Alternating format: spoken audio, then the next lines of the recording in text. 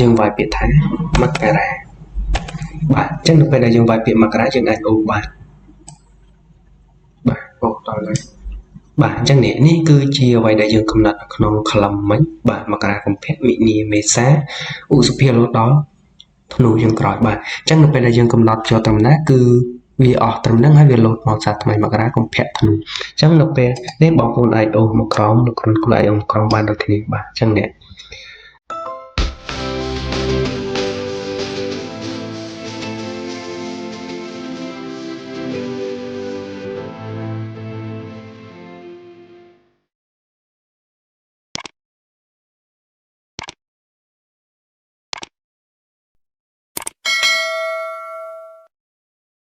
បាទជំរាបសួរលោកគ្រូអ្នកគ្រូបងប្អូនទាំងអស់គ្នាវីដេអូនេះខ្ញុំមកធ្វើការបង្ហាញតាក់ទងទៅនឹងលោកគ្រូអ្នកគ្រូបងប្អូនទាំងអស់គ្នាដែលប្រើប្រាស់នៅកម្មវិធី Excel នៅក្នុងការបង្កើតតារាងអ្វីមួយដែលចង់ដាក់ឲ្យថ្ងៃខែលោតអូតូមិនចាំបាច់ចំណាយពេលវាយច្រើនអង្គច្រើនសារបាទអញ្ចឹងសម្រាប់បងប្អូនលោកគ្រូអ្នកគ្រូដែលប្រើប្រាស់ការងារប្រចាំថ្ងៃតាក់ទងទៅនឹងការដាក់នៅថ្ងៃខែឬក៏ថ្ងៃទីឲ្យវាលោតអូតូបងប្អូនលោកគ្រូអ្នកគ្រូអាចមើលនៅវីដេអូនេះបានបាទអញ្ចឹងឧទាហរណ៍ខ្ញុំវាយពាក្យថាច័ន្ទ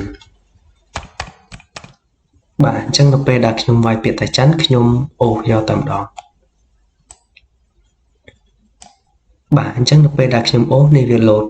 ច័ន្ទអង្គារពុធពហុសុក្រសៅរ៍រហូតដល់ថ្ងៃអាទិត្យថ្ងៃដែលខ្ញុំកំណត់ថ្ងៃចុងក្រោយបាទអញ្ចឹងយើងកំណត់ថ្ងៃ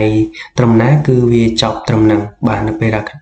ចប់ត្រឹមថ្ងៃអាទិត្យគឺវាលោតមកច័ន្ទអង្គារពុធពហុវិញបាទអញ្ចឹងឧទាហរណ៍យើងអូសមកតារាងខាងក្រោមបានដូចគ្នាបាទច័ន្ទអង្គារពុធពហុបាទអញ្ចឹងដើម្បីអាចកំណត់បែបនេះបានសូមបងប្អូនលោកគ្រូអ្នកគ្រូចូលទៅកំណត់ទាំងអស់គ្នាបាទអញ្ចឹងជាដំបូងសូមបងប្អូនលោកគ្រូអ្នកគ្រូចូលមកកាន់ពាក្យថា file បាទហើយជ្រើសរើសពាក្យថា more ហើយខាងក្រោមគឺ option បាទអញ្ចឹងពេលដែលយើងចុចពាក្យថា option សូមបងប្អូនទាំងអស់គ្នាជ្រើសរើសពាក្យខាងក្រោមដែលគេដាក់ថា add one សូមចុចលើ add ពាក្យថា add one បាទអញ្ចឹងនៅពេលដែលយើងចុចលើពាក្យ add one ហើយសូមបងប្អូនទាំងអស់គ្នា scroll មកខាងក្រោមស្វែងរកពាក្យថាបាទនេះ edit custom link អញ្ចឹងយើងចុចនៅត្រង់ចំណុចហ្នឹងបាទអញ្ចឹងនៅពេលដែលយើងចុចហើយនេះ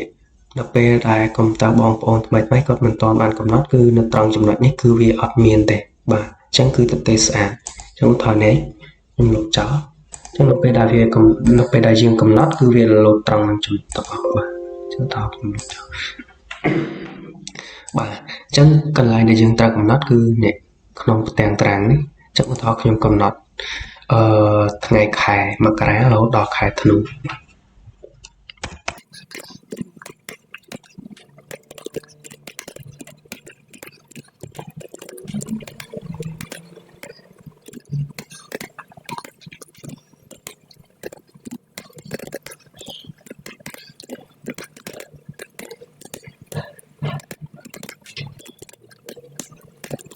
បាទអញ្ចឹងនៅពេលដែលយើងវាយមករារហូតដល់ធ្នូ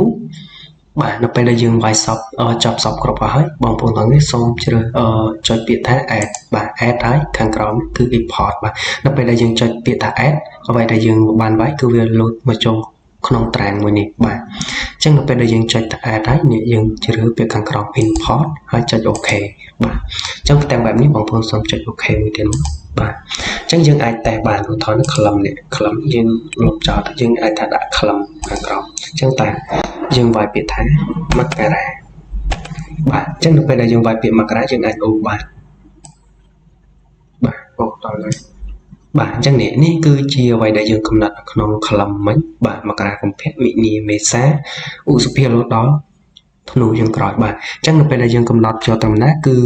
វាអស់ត្រឹមហ្នឹងហើយវាលោតមកសាថ្មីមករាកុម្ភៈធ្នូអញ្ចឹងនៅពេលនេះបងប្អូនអាចអូសមកក្រោមលោកគ្រូអាចអូសមកក្រោមបានដូចគ្នាបាទអញ្ចឹងអញ្ចឹងឧទាហរណ៍ថាយើងយកត្រឹមថាយើងអត់យកអញ្ចឹងទៅយើងអាចថាយកត្រឹមថាយកចាប់ពីខែឧសភាចុះអញ្ចឹងយើងអាចអូសបានឧសភា មិថុនាកក្កដាសីហាកញ្ញាបាទសំទោសនេះកក្កដាដាច់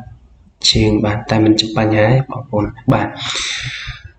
អញ្ចឹងចំពោះការកំណត់នៅថ្ងៃខែឆ្នាំថ្ងៃខែនៅលើកម្មវិធី Excel គឺមានតែប៉ុណ្ណឹងបាទអរគុណសម្រាប់បងប្អូនក្នុងការទស្សនាហើយបើពេញចិត្តនៅវីដេអូនេះ